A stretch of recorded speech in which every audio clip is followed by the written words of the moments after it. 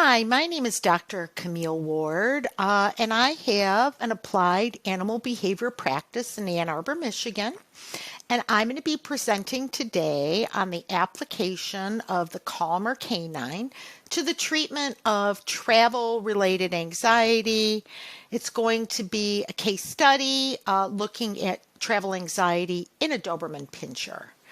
So let me start off with giving you a little bit of background about the Calmer Canine. The Calmer Canine is used to treat separation anxiety in dogs. It was developed by Assisi Animal Health, and it's based on technology cleared by the FDA for use in humans. The technology builds off of research conducted at Harvard University, suggesting that certain targeted pulse electromagnetic field signals, or tPEMFs as they're called, these signals are effective in treating humans with mood disorders such as anxiety and depression.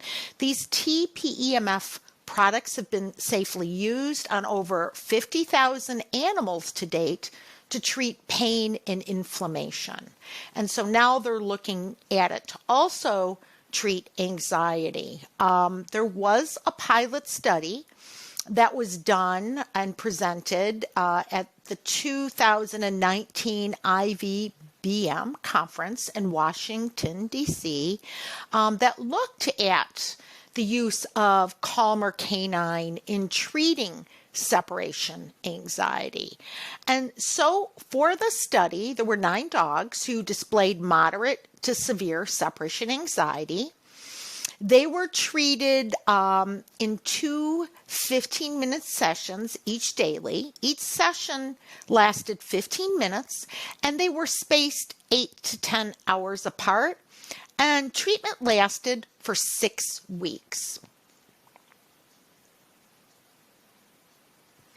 So in order to collect data, the researchers collected information from owners via questionnaires and also videotape. And they looked at common signs of separation anxiety: elimination, vocalization, destruction, restlessness, pacing, and also panting. And here's what they found. They found a reduction in negative signs. After 1 month, 100% of dogs showed at least some degree of improvement. The mean level of improvement was 77%. And then treatment lasted for 6 weeks. And then 2 weeks post-treatment, more than half of the dogs retained the benefits of treatment. They also found an increase in positive signs as well. Positive signs included things like the dog spending more time resting, grooming, and playing. And they found a 44% increase in positive signs by the end of the study.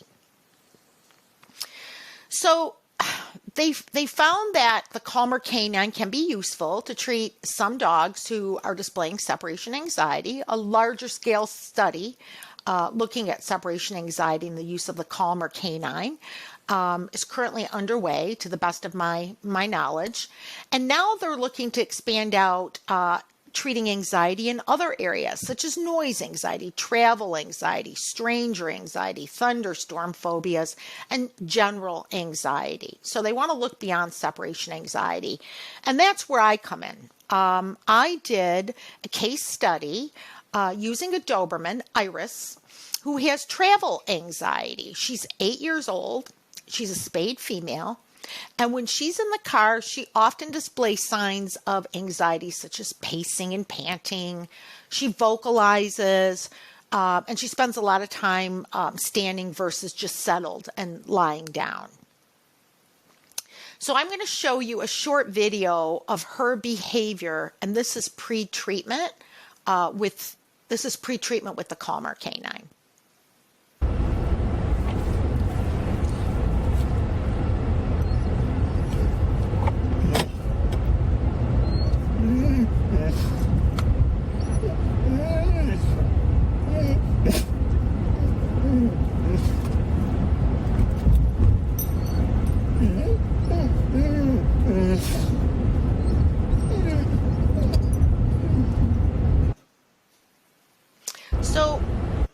In order to collect data on Iris in the car, I filled out an anxiety tracker, and I filled it out weekly.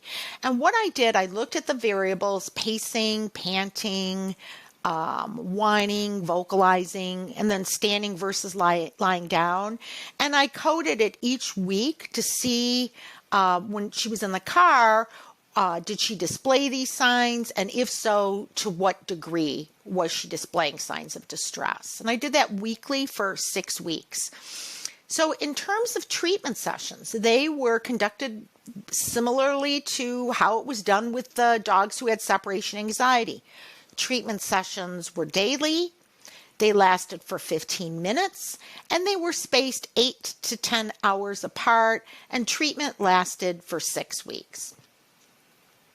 And here's what I found. When I analyzed the data pre and post treatment, I did this using a 0-1 sampling method at 10-second intervals for 29 intervals.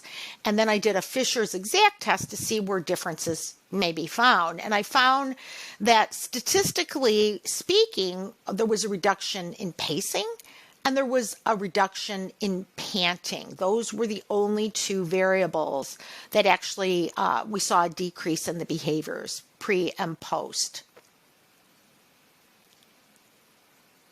So again, except for pacing and panting, there were no other significant improvements in signs of anxiety.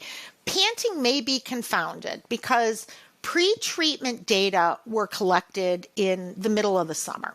It's hot in Michigan. Even with air conditioning in the car, it's hot. So the panting could be partially that she was stressed, but also it was hot, right? So she's going to pant more in July than she might in October. So that could be confounded. Other things to look at. I could have looked at different types of stress signals, shake-offs, tongue flicks, things like that, which I didn't.